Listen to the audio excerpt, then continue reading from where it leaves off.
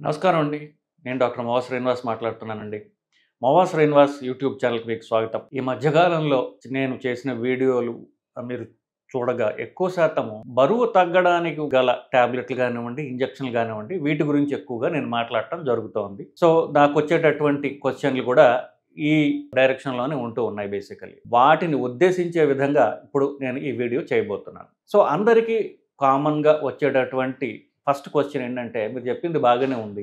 మరి నేను ఈ ఇంజెక్షన్ తీసుకోవచ్చా? అంటే ఎవరెవరు ఈ ఇంజెక్షన్ తీసుకోవడానికి అర్హులు? లేదా ఈ ఇంజెక్షన్ తీసుకుందాము అనుకునే వాళ్ళకి కామన్‌గా తెలుసుకోవాల్సినటువంటి విషయాలేమిటి? కామన్‌గా ఎవరెవరు దీనికి అర్హులు? ఇట్లాంటివి గురించి ఈ వీడియో చూసినట్లయితే మీకు తెలుస్తుంది. అంటే ఎవరు తీసుకోవచ్చు అని చెప్పే దాని గురించి ఈ వీడియోలో నేను మీతో డిస్కస్ చేయబోతున్నా. మొదటగా ఈ మందులు మన పేగుల్లో మామూలుగా న్యాచురల్‌గా దేవుడిచ్చినటువంటి పేగుల్లో ఉన్నటువంటి 2 గ్రంథుల నుంచి వచ్చినటువంటి హార్మోన్స్ అనబడే పదార్థాలకి చాలా దగ్గరగా 95% దానికి ఎంతో దగ్గరగా సమీపంగా ఉండేటటువంటి స్ట్రక్చర్ కల పదార్థాలు. అవి 2 ఉంటాయి. ఒకటి జిఎల్‌పి అంటారు. రెండోది జిఐపి. జిఐపి అనేది ఆ మాట చెప్తే మీకు అర్థమైపోతుంది ఇది ఏం చేస్తుందనేది. జిఐపి అనేటటువంటిది జి అంటే పొట్టకి, గ్యాస్ట్రిక్. ఇన్హిబిటరీ ప్రోటీన్ అంటే పొట్ట పనిని తగ్గించేటటువంటి మందు. ఇప్పుడు పొట్ట బాగా పనిచేస్తోందనుకోండి, యాసిడ్ ఎక్కువ సెక్రెట్ అవుతుంది. కడుపులో మంట అంటే యాసిడ్ వల్ల వచ్చినటువంటి మంట మనకి కడుపులో మంట అనొచ్చు, లేదా ఆకలి అని కూడా అనొచ్చు మీరు. సో, ఆకలి అంటే ఎప్పుడు తెలుస్తుందంటే యాసిడ్ వచ్చినప్పుడు. పొట్ట బాగా యాక్టివ్‌గా ఉన్నప్పుడు. పొట్టని పడుకోబెట్టిందనుకోండి, పొట్ట సరిగ్గా పనిచేయట్లేదు. పనిచేయకపోవడం అంటే పొట్ట యాక్టివిటీ తగ్గితే మనకి ఆకలి తగ్గుతుంది. ఇప్పుడు పొట్ట ఎప్పుడు నిండిన తర్వాత మీకు ఆకలి వేయదు కదా! ఎందుకు వేయదు అంటే, పొట్ట ఎప్పుడైతే నిండుతుందో అప్పుడు పేగుల నుంచి ఒక హార్మోన్ అనేటటువంటి పదార్థం ఒకటి తయారవుతుంది. దాని పేరు జిఐపి లేదా జిఎల్‌పి. 2 పదార్థాలు ఇవి. ఈ 2 పదార్థాలకి ఎంతో దగ్గరగా ఉన్న స్ట్రక్చర్‌గా ఉన్నట్టు తయారు చేశాడు ఒక జీనియస్ అయినటువంటి ఒక బుర్రగల సైంటిస్ట్. అప్పుడేమవుతుంది, ఈ పదార్థం తీసుకున్నాం అనుకోండి, టాబ్లెట్, ఇంజెక్షన్ తీసుకుంటే ఏమవుతుంది, న్యాచురల్‌గా ఉండేటటువంటి ఈ హార్మోన్ కాకుండా అదే అలాగే ఉండే దాని యొక్క ట్విన్ వేసుకోండి పోనీ. దాని యొక్క డూపు. అలాంటిది ఇంకోటి తయారవ్వడం వల్ల ఏమవుతుంది, పొట్ట ఆకలి తగ్గిపోతుంది. పొట్టలో మీద యాక్ట్ చేస్తుంది ఇది. సో, దాంతో పొట్ట ప్రధానంగా యాక్ట్ చేసినప్పటికీ మెదడు నుండి శరీరంలో ఎక్కువగా అన్నకోశానికి సంబంధించిన యాక్షన్ చేస్తుంది కాబట్టి ఆకలి తగ్గిపోతుంది. ఆకలి తగ్గిపోతే తినలేరు. మనం తినం కాబట్టి ఏమవుతుంది, శరీరము తన కొవ్వుని తానే కరిగించేసుకుంటుంది. మెల్లగా కరిగించుకుంటుంది. అంటే అర్థం ఏంటి? ఒక రోజులో మీరు బరువు తగ్గరు. నెల రోజుల్లో బరువు తగ్గరు. తగ్గడానికి శరీరం తన కొవ్వుని తాను కరిగించుకోవడానికి టైం పడుతుంది కదా! అది కామన్‌గా ఒక 6 నెలలు పడుతుంది. దాని తర్వాత కూడా ప్రొలాంగ్ అవుతుంది. మినిమమ్ 6 నెలల దాకా పడుతుంది. First point.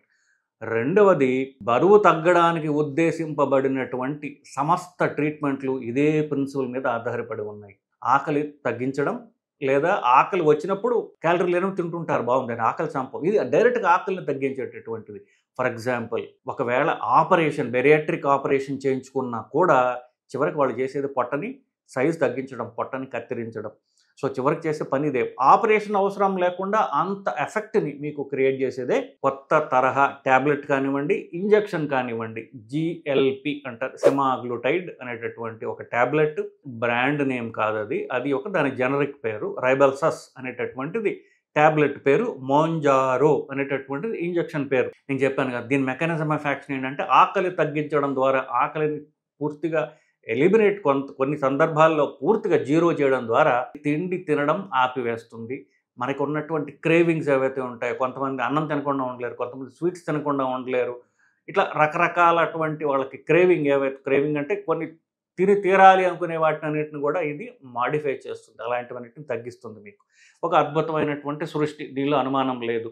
దీన్ని గురించి తెలుసో తెలియకో, సగం నాలెడ్జ్ తోటో, ఇలా తెలిసి తెలియకుండా చదవకుండా ఎవరెవరైతే కొన్ని వీడియోలు చేస్తారో వాటిని క్రాస్ చెక్ చేసుకోండి కాస్త. గూగుల్లోనే ఉంటాయి కదా, సమస్తం గూగుల్ ఇన్ఫర్మేషన్ ఉంటుంది.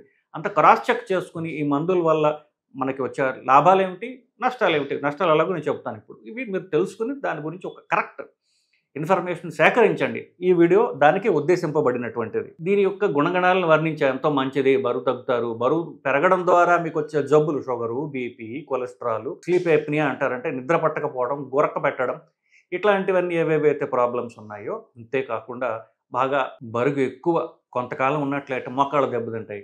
తర్వాత మోకాళ్ళ ఆపరేషన్ అంటారు. మోకాళ్ళ ఆపరేషన్ తర్వాత మళ్ళీ అది ఫెయిల్ అవుతుంది. ఎందుకు? బరువు అలాగే ఉందిగా. బరువు తగ్గకపోతే మీరు మోకాళ్ళు ఎన్ని మారిచ్చినా మళ్ళీ బరువు మొయ్యాల్సిన మోకాళ్ళు అవే గదా! అవి మారుస్తుంటే మళ్ళీ పడైపోతుంది. మళ్ళీ మార్చుకోవాలి. కాబట్టి మోకాళ్ళ ప్రాబ్లమ్ ఉన్నవాళ్ళు బరువు తగ్గడం తప్పనిసరి. మీరు ఆపరేషన్ ఫెయిల్ అవుతుంది. బరువు తగ్గడం ప్రధానం. ఇలాంటి వాటన్నిటికీ కూడా ఉద్దేశింపబడినటువంటి మంచి జరుగుతోంది. సరే ఇప్పుడు ఏదన్నా మందు రాశాననుకోండి. మందు రాస్తే ఫస్ట్ క్వెషన్ సైడ్ ఎఫెక్ట్స్ ఏమిటి అంటారు అందరూ. ఇప్పుడు దాకా దాని ఎఫెక్ట్ చెప్పాను. సైడ్ ఎఫెక్ట్ తప్పకుండా చెప్తాను. మనము ఏదన్నా సరే పని చేసే ముందు సబ్‌కాన్షియస్‌గా మన మైండు దీని నుంచి వచ్చే లాభం ఎంత, నష్టం ఎంత అని ఒక బేరీజ్ వేసుకుంటాం అందరం గూడా. లాభ నష్టాలు ఈక్వల్‌గా ఉంటే గూడా ఆ పని చెయ్యం. రిస్కీ. లాభం ఎంతో నష్టం అంతే. ఇక ప్రాణాపాయ స్థితిలో తప్ప యూజువల్‌గా అలాంటివి చెయ్యం. చాలా వరకు లాభం ఎక్కువ, నష్టం తక్కువ. లాభం బాగా ఎక్కువ, నష్టం బాగా తక్కువ. అలాంటప్పుడే మనం పనులు చేస్తాం గదా!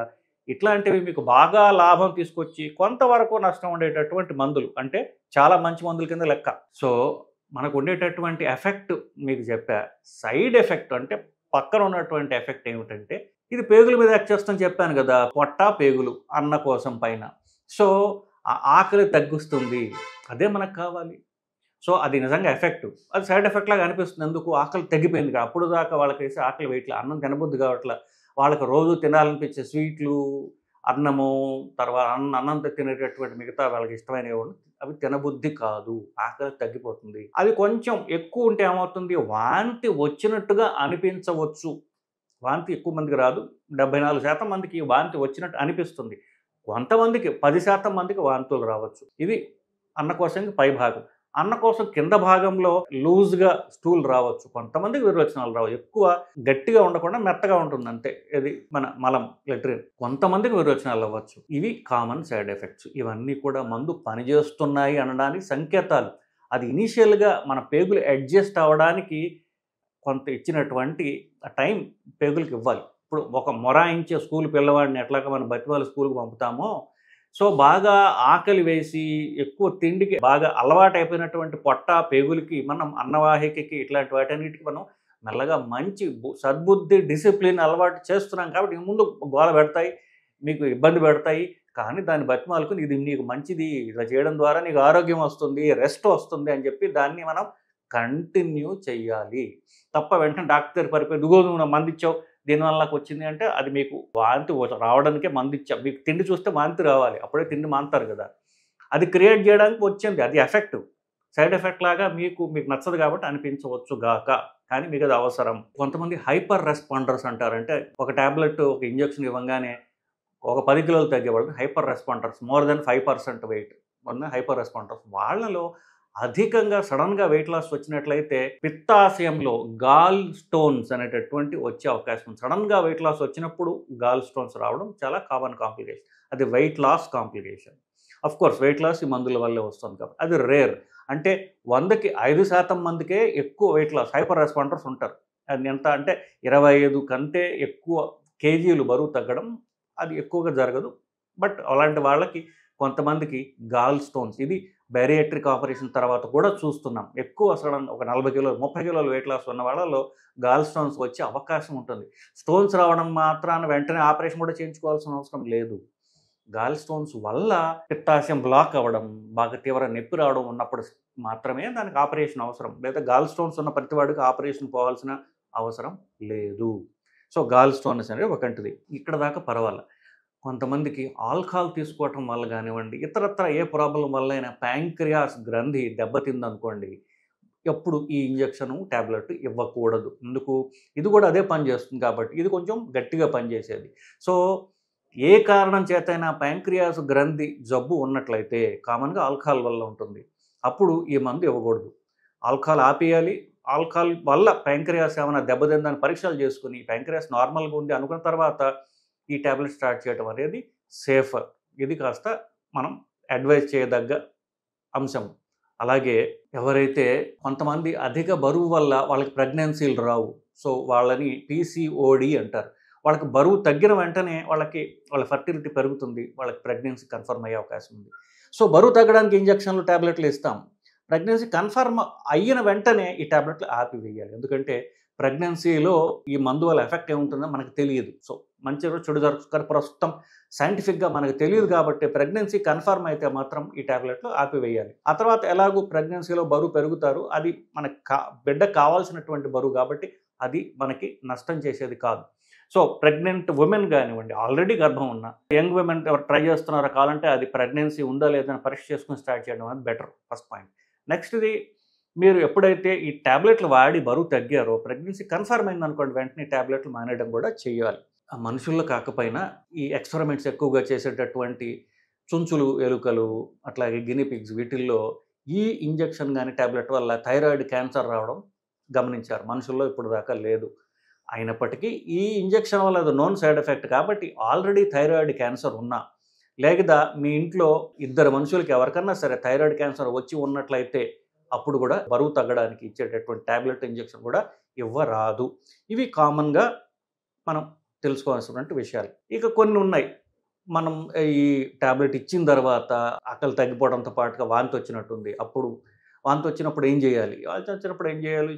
స్మాల్గా మీకు ఇంట్లో ఉన్నటువంటి హోమ్ రెమెడీస్ ఏవైతే వాంతి వచ్చినప్పుడు జనరల్గా ఏం చేస్తారు?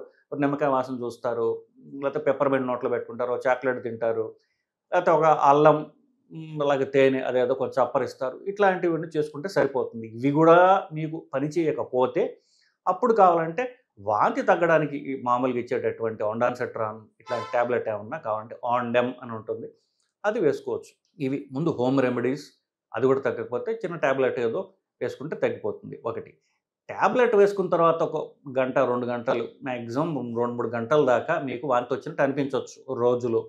కానీ ఇంజెక్షన్ వేసుకుంటే ఇంజెక్షన్ వారానికి ఒక వేసుకునే ఇంజెక్షన్ కాబట్టి మేబీ ఇంకెక్కువసేపు, మేబీ ఒక రోజు దాకా వాంతి వచ్చినట్టు అనిపించవచ్చు. ఆ తర్వాత మెల్లగా తగ్గుతుంది. అఫ్కోర్స్ ఇది మనిషికి వేరే ఉంటాయి. కొంతమంది అసలు నాకు ఏమీ అనిపించలేదండి, మీరు ఏదో చాలా చెప్పారు కానీ అసలు ఏమీ అనిపించలేదని చెప్తే, కొంతమంది ఒక ఇంజెక్షన్కో ఒక ట్యాబ్లెట్కో వెంటనే ఫోన్ చేసి నాకు 20 విరోచనాలు అయిపోతున్నాయని చెప్పేవాళ్ళు ఉంటారు. ఇద్దరికి చెప్పేది ఒకటే, ఇది తీవ్ర ప్రాబ్లం కాదు, జస్ట్ కొద్దిగా ఓపిక పట్టండి, బాగా నీళ్లు తాగండి, ఈ ప్రాబ్లం సెటిల్ అవుతుంది అనేటటువంటిది మాత్రం మీరు తెలుసుకోవాల్సింది. అన్నిటికంటే ముఖ్యమైనది ఏంటంటే, ఇప్పుడైతే ఈ ట్యాబ్లెట్ వల్ల, ఇంజెక్షన్ వల్ల ఆకలి తగ్గిపోయిందో, మీరు తినరు కాబట్టి మీ షుగర్ తగ్గిపోతుంది. షుగర్కి మీరు ఆల్రెడీ ట్రీట్మెంట్లు తీసుకున్నట్లయితే, ఆల్రెడీ ట్యాబ్లెట్స్ మీద ఉన్నట్లయితే, ఆ ట్యాబ్లెట్లు మీరు షుగర్ మానిటర్ చేసుకుంటూ ఆ ట్యాబ్లెట్ తగ్గించుకోవాల్సినటువంటి అవసరం ఉన్నది. ప్రధానంగా ప్యాంక్రియాస్ గ్రంథి మీద పనిచేసేటటువంటి ట్యాబ్లెట్స్ ఏవైతే ఉంటాయో ఆ ట్యాబ్లెట్స్ని ఫస్ట్ తగ్గించుకోవడం అనేది అవసరం. ఫర్ ఎగ్జాంపుల్ గ్లైమిపెరైడ్, జీతో స్టార్ట్ అయిన మందులు ఏమైనా షుగర్ ట్యాబ్లెట్లు మీకు ఉన్నట్లయితే గ్లైమిపెరైడ్, గ్లిక్లజైడ్, ఈ 2 ట్యాబ్లెట్లు ప్యాంక్రియాస్ మీద పనిచేస్తాయి. ఇవే కాకుండా ఇంతకంటే ఎక్కువగా మనం ప్రధానంగా దృష్టి పెట్టాల్సింది గ్లిప్టిన్స్ అంటారు. గ్లిప్టిన్ అనేటటువంటి పేరుతో మీ షుగర్ ట్యాబ్లెట్ గ్లిప్టిన్ అనేది ఉన్నట్లయితే, ఫర్ ఎగ్జాంపుల్ సిటాగ్లిప్టిన్, విల్డాగ్లిప్టిన్, టెనిలీగ్లిప్టిన్, లీనాగ్లిప్టిన్, గ్లిప్టిన్ అని వస్తున్నాయి చూస్తారు, ఈ 4 ట్యాబ్లెట్లు. ఈ 4 ట్యాబ్లెట్లు గనక మీ 90% మందికి ఈ ట్యాబ్లెట్లు ఉంటాయి మీ షుగర్ ట్రీట్మెంట్లో ఉన్నట్లయితే వాటిని ముందు ఆపాల్సినటువంటి అవసరం ఉన్నది. లేదా వాటిని ఆపి మిగతా ట్రీట్మెంట్ కంటిన్యూ చేసుకోవచ్చు.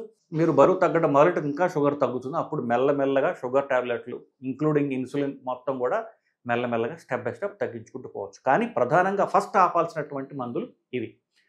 ఏది? ఫస్ట్ ట్యాబ్లెట్, ఫస్ట్ ఇంజెక్షన్ ముందే ఈ గ్లిప్టిన్స్ అనేటటువంటివి విల్డా, సిటా, లీనా, టెనిలీ అని ఉంటుంది, దానికి టెనాలి అని పేరు వస్తుంది, గుర్తుపెట్టుకోవాలంటే టెనిలీ, గ్లిప్టిన్, ఈ 4 మందులు ఉన్నట్లయితే ముందు అది ఆపాలి. దాని తర్వాత చెప్పినటువంటి జీతో వచ్చేవి గ్లిక్లజైడ్, గ్లైమిపెరైడ్, ఈ మందులు నెక్స్ట్ ఆపాలి. ఈ 2 తీసేసి అప్పుడు ప్యాంక్రియాస్కి మనకి హాని చెయ్యం. దాని తర్వాత స్టెప్ బై స్టెప్ మిగతా షుగర్ మనం తగ్గించుకోవాలి. ఇవి షుగర్ వాళ్ళు కానీ షుగర్ లేని వాళ్ళు కూడా, షుగర్ జబ్బు లేని వాళ్ళు ఒట్టిగా బరువు తగ్గడానికి యుఎస్ఎఫ్డిఏ అనేటటువంటి యుఎస్లో ఉన్నటువంటి మందుల మీద రెగ్యులేటరీ బాడీ అప్రూవ్ చేసింది. భారతదేశంలో కూడా ఈ మందుల మీద పర్మిషన్ ఇచ్చేటటువంటి రెగ్యులేటరీ బాడీ కూడా షుగర్ ఉన్న వాళ్ళకి, షుగర్ లేని వాళ్ళకి కూడా బరువు తగ్గడానికి ఉద్దేశింపబడిన, పర్మిషన్ ఇవ్వబడినటువంటి ట్యాబ్లెట్, ఇంజెక్షన్ ఉన్నాయి.